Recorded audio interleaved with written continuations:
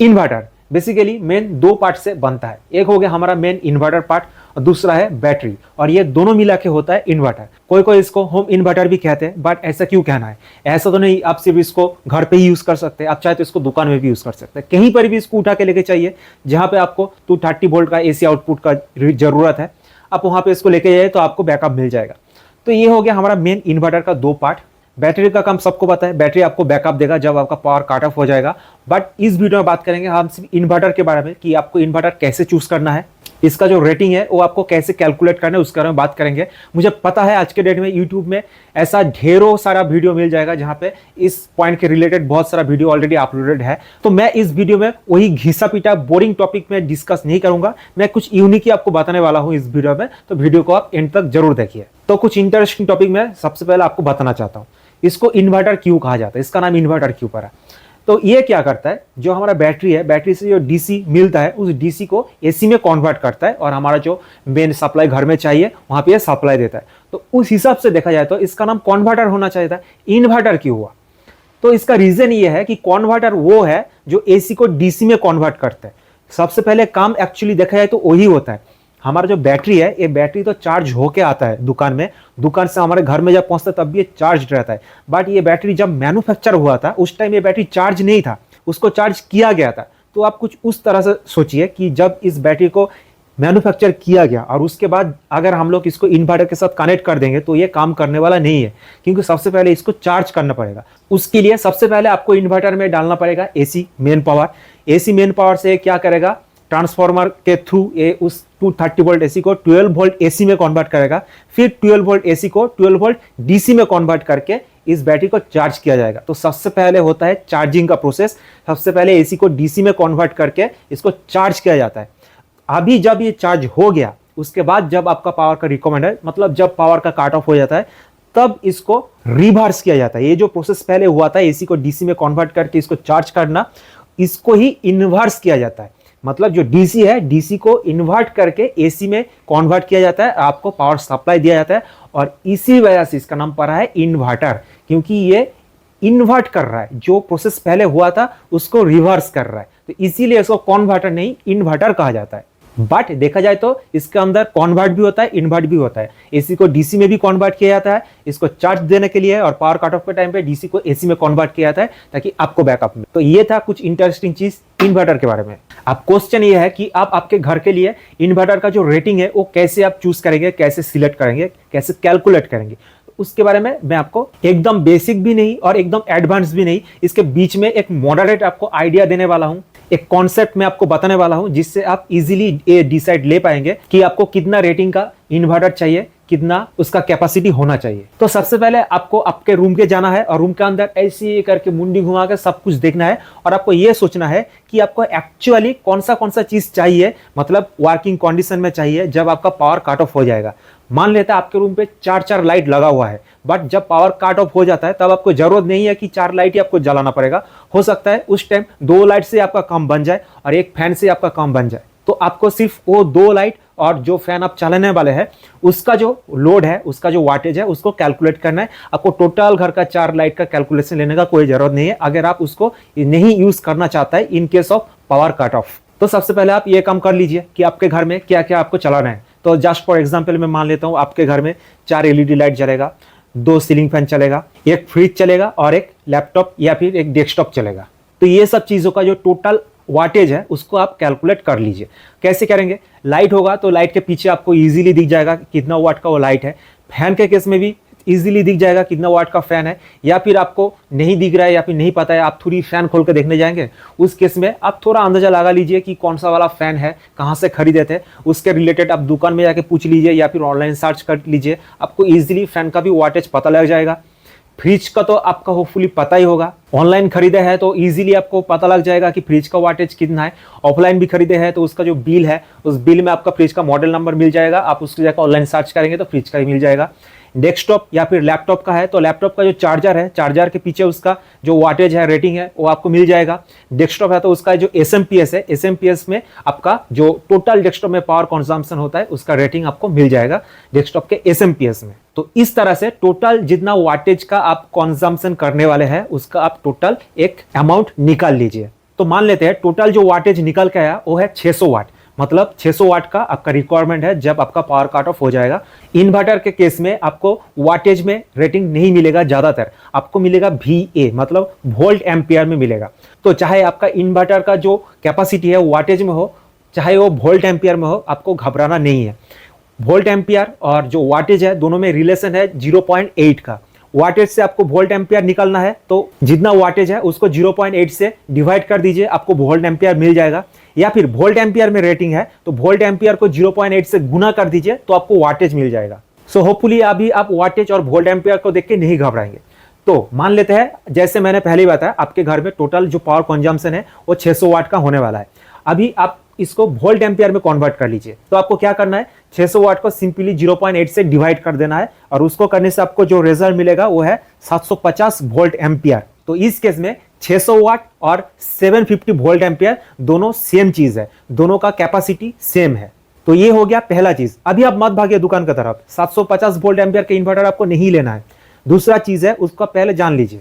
दूसरा चीज ये है कोई भी मशीन हो, कोई भी इंजन हो, इसको फुल पावर में यूज करना उस इंजन के लाइफ के लिए, उस इंजन का जो हेल्थ है, उस मशीन का जो हेल्थ है, उसका जो लाइफ स्पैन है उसके लिए हानिकारक हो सकता है, मतलब ज्यादा दिन वो नहीं चलेगा। सपोज मैं आपको सिंपल एग्जांपल दे रहा हूं, आपके पास अगर एक बाइक है या फिर गाड़ी है, उसका जो टॉप स्पीड है, इंजन का जो टॉप कैपेसिटी है, आप कभी उस टॉप पे अपने गाड़ी या फिर बाइक को भगाते हैं? नहीं भगाते है ना, आप एक मॉडरेट स्पीड पे चलाता है। तो इससे क्या होता है, आप भी एक सेफ साइड पे रहता है, वो अलग बात है, मतलब वो गाड़ी बाइक के केस में, बट आपका जो इंजन का हेल्थ है वो लॉन्ग टाइम तक सर्वाइव करता है, बहुत दिन तक चलता है। तो इन्वर्टर के केस में भी सेम चीज होता है। आपका इन्वर्टर का अगर रेटिंग 700 है, 1000 है, कुछ भी है, मान लेते हैं मेरा जो इन्वर्टर है इसका रेटिंग है 700 वोल्ट एम्पियर और वाटेज में उसको कन्वर्ट करूंगा तो रिजल्ट आएगा 560 वाटेज। तो इसका मतलब ये नहीं कि मैं पूरा 560 वाटेज का ही इसमें लोड डाल दूं। उससे क्या होगा, मेरा जो इन्वर्टर फुल लोड पे, फुल कैपेसिटी में हमेशा रन करेगा और इससे इसका जो लाइफ स्पैन है वो धीरे धीरे घट जाएगा। तो एक सेफ साइड रहता है, कोई भी इंजन हो, कोई भी मशीन हो, उसका एक सेफ लिमिट रहता है उसके ऊपर लोड डालने के लिए। तो इन केस ऑफ इन्वर्टर ये जो लिमिट है ये होता है 80%। इन्वर्टर का जितना बेयरिंग कैपेसिटी है, जितना इसका लोड कैपेसिटी है, उसका 80% ही लोड आप इसमें डालिए तो आपका जो इन्वर्टर का हेल्थ है, लाइफ स्पैन है, वो ठीक ठाक रहेगा, अच्छा रहेगा। तो अगेन आप चलते हैं कैलकुलेशन पे। तो जो आपको 600 वाट चाहिए या फिर 750 वोल्ट एम्पियर चाहिए था वो है 80%।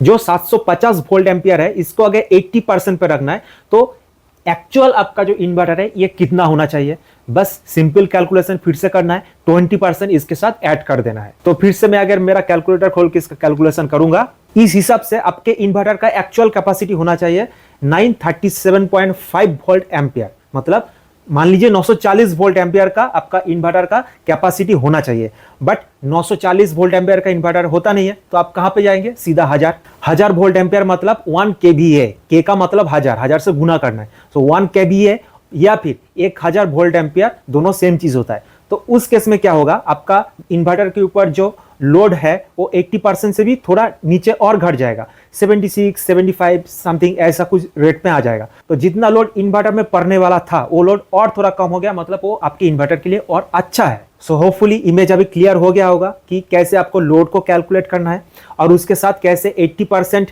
का जो लोडिंग कैपेसिटी है उसको जोड़ने के बाद या फिर उसको कंसीडर करने के बाद जो फाइनल आपका इन्वर्टर का रेटिंग है वो कैसे कैलकुलेट करना है वो आपको समझ में आ गया होगा। अभी आप दौड़ सकते हैं दुकान में या फिर ऑनलाइन आप परचेस कर सकते हैं, आपके लिए कौन सा सुइटेबल इन्वर्टर है ये आप इजीली होपफुली अभी आप खुद से डिसीजन ले पाएंगे। तो अभी 2-3 कुछ एक्स्ट्रा पॉइंट में बताना चाहता हूं।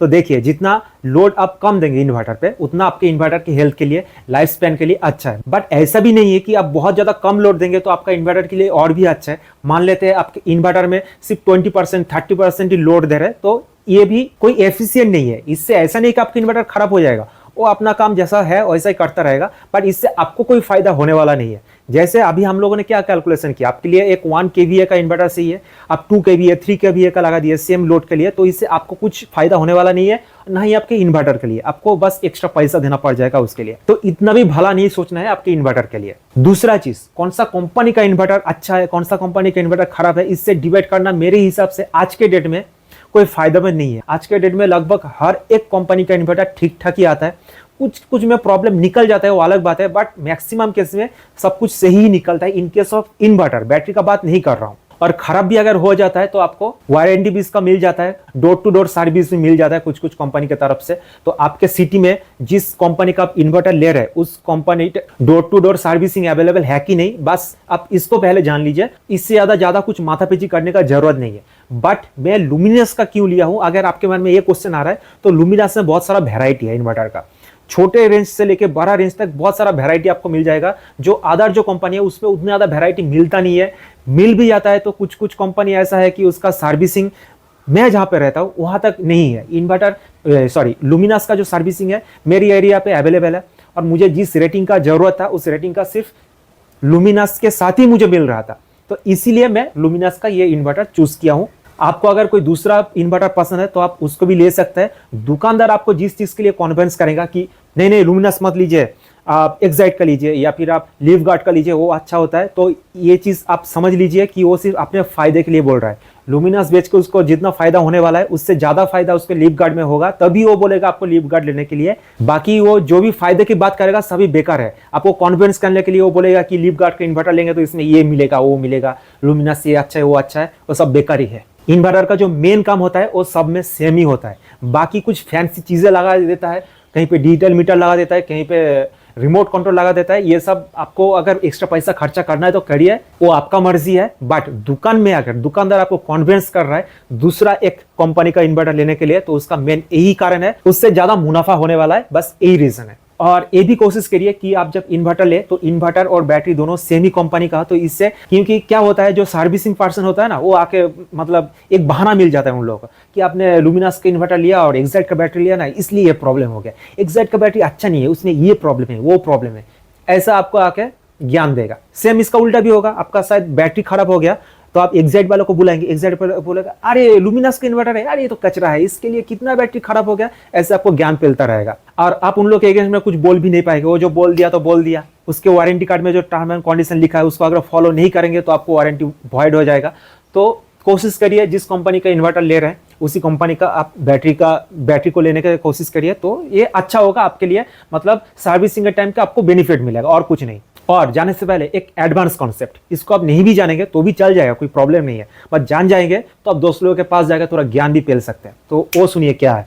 हमारे घर में जितना भी लोड है इस लोड को दो तरह से आप डिवाइड कर सकते हैं। एक होता है कांस्टेंट लोड, दूसरा होता है वेरिएबल लोड। कांस्टेंट लोड कौन सा है, जो हमारा फैन और लाइट है, ये कांस्टेंट लोड है। मतलब जब आप स्विच ऑन करते हैं तब से लेकर स्विच ऑफ करने तक एक constant same amount of current चूसता रहता है। दूसरा जो हमारा वैक्यूम क्लीनर है, अगर आप चलाते हैं तो वैक्यूम क्लीनर हो, मिक्सर ग्राइंडर हो, जब भी आप ऑन करते हैं तो मोटर जितना अमाउंट ऑफ करंट खाता है जब तक आप ऑफ ना करेंगे उतना amount same amount of current खाता ही रहेगा, पीता ही रहेगा। तो इस तरह का जो लोड है ये हो गया कांस्टेंट लोड। वेरिएबल लोड कौन सा है, वेरिएबल लोड होता है हमारा फ्रिज, डेस्कटॉप, लैपटॉप, ये सब वेरिएबल लोड होता है। क्योंकि आपको पता ही होगा फ्रिज जब एक बार ठंडा हो जाता है उसके बाद वो बंद हो जाता है, उसका जो कंप्रेसर है वो भी ऑफ रहता है, और फ्रिज में मेन जो करंट खाता है वो इसका कंप्रेसर ही है। कंप्रेसर बंद मतलब फ्रिज में और क्या है, एक 2 वाट का झुनझुना एक एलईडी बत्ती अंदर जलता रहता है, उसको आप इग्नोर भी कर देंगे तो चलेगा। तो जब फ्रिज का कंप्रेसर बंद रहेगा तो फ्रिज देखा है तो जीरो लोड बन जाता है, मतलब वो इन्वर्टर में कोई लोड डालेगा ही नहीं। हाँ, आप अगर एलईडी जो बत्ती जल रहा है उसका अगर इग्नोर करेंगे तो। सेम आपका डेस्कटॉप या फिर आपका जो लैपटॉप है ये भी एक वेरिएबल लोड है। आपके लैपटॉप के पीछे अगर लिखा है कि 120 वाट का चार्जर इसमें लगा है तो 120 वाट का फुल लोड, तभी वो लैपटॉप, डर गया यार, बिजली चला गया। तो बिजली जाने से ऐसा 2 बार टीटी करेगा और मेन यहाँ पे जो सिग्नल आपने देख रहा था सिग्नल बंद हो जाएगा, और अंदर एक रिले है, रिले ठक करके आवाज होता है जो सुन के मैं डर गया था। क्या बोल रहा था, लैपटॉप में जो चार्जर है, चार्जर में अगर 120 वाट लिखा है तो इसका मतलब ये नहीं कि आपका लैपटॉप 120 वाट पी रहा है।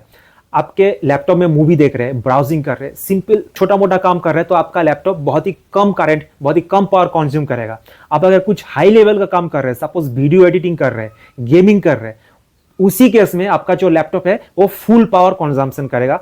सेम चीज डेस्कटॉप के लिए भी है। डेस्कटॉप में एसएमपीएस 300 वाट 350 वाट से ही शुरू हो जाता है, और आपका डेस्कटॉप जितना हाई कॉन्फ़िगरेशन का होगा उतना खतरनाक, मतलब उतना पावरफुल एसएमपीएस आपके डेस्कटॉप पे लगा होगा। आपके डेस्कटॉप में 600 वाट का एसएमपीएस लगा है और आप सिर्फ नेट ब्राउजिंग कर रहे हैं, तो उस केस में 600 वाट आपका डेस्कटॉप नहीं लेगा। 600 वाट से बहुत ही कम पावर कंजम्पशन करेगा आपका डेस्कटॉप। जब आप वीडियो एडिटिंग या फिर गेमिंग जैसा हेवी काम करेंगे तभी आपका डेस्कटॉप जो पूरा 600 वाट है वो पावर कंजम्पशन करेगा। तो यही है एक एडवांस कॉन्सेप्ट। बट इसका मतलब ये नहीं कि आपका डेस्कटॉप अगर 600 वाट का है तो आप जब लोड कैलकुलेशन करेंगे तब आप थोड़ा कम पकड़ के चलेंगे, ऐसा मत करिए। आपका डेस्कटॉप के एसएमपीएस में 600 लिखा है तो आप 600 वाट को ही कैलकुलेट कर चलिए। तो इससे क्या होगा, इनकेस आपके डेस्कटॉप में कभी कभी ऐसा जरूरत भी पड़ जाता है, पावर कट हो गया और आपको कुछ हेवी काम करना है, तो तब आपको कोई प्रॉब्लम नहीं होगा, आपका जो इन्वर्टर है वो उतना लोड बेयर कर लेगा। तो इस वीडियो में इतना ही। होपफुली इन्वर्टर खरीदने से पहले कैसे इसका कैलकुलेशन किया जाता है, कौन कौन चीजों का आपको ध्यान में रखना है, उस सब के बारे में आपको पता लग गया होगा। और नेक्स्ट वीडियो में बात करेंगे बैटरी के बारे में। बैटरी का भी अपना ही फंड है, उसके बारे में डिटेल बात करेंगे नेक्स्ट वीडियो में। तो चैनल को सब्सक्राइब कर लीजिए ताकि मेरा जब नेक्स्ट वीडियो में अपलोड करूं आपको नोटिफिकेशन पहुंच जाए। तो मिलते हैं आपसे नेक्स्ट वीडियो में। Till then stay tuned.